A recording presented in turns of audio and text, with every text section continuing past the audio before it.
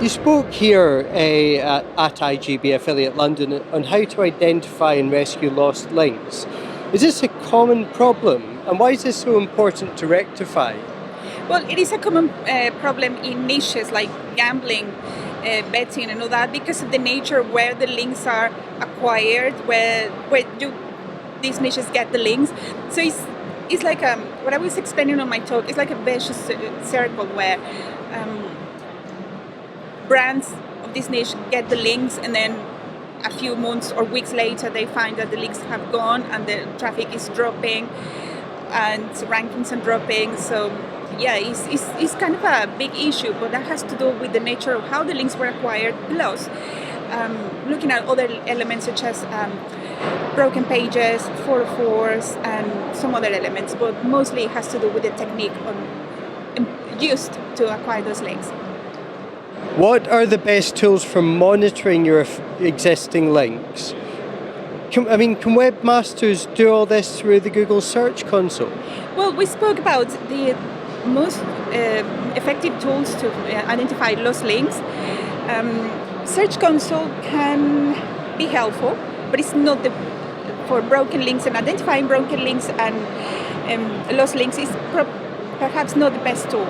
So there are not that it's not the best tool, it's not the most appropriate tool. So there are other tools such as Majestic SEO, Ahrefs, SEMrush, of course, and Cognitive SEO, which is one of my favorite tools. And what is the process for reviving these lost links to safeguard your ranking?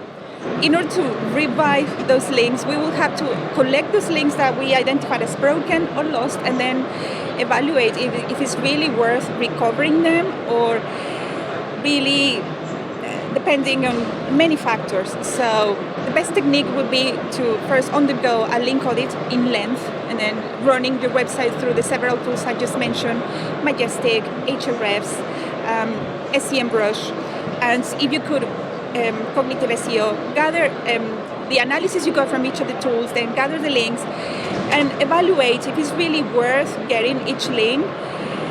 It might be thousands of links, hundreds of links, I don't know.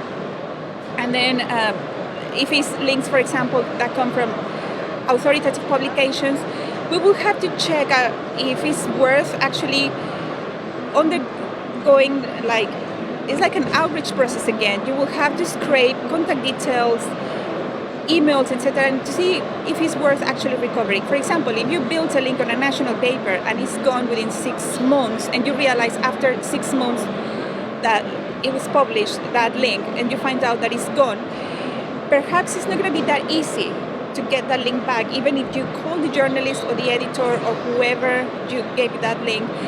Maybe it's not going to be that easy to recover that link. That is with authoritative publications. If it's a link in a not very good blog, which is a very common technique, sadly, in these kind of niches, then perhaps just leave it, because you're going to waste effort on outreach, budget, and all that in something that you probably is best to leave, and then just move to another technique.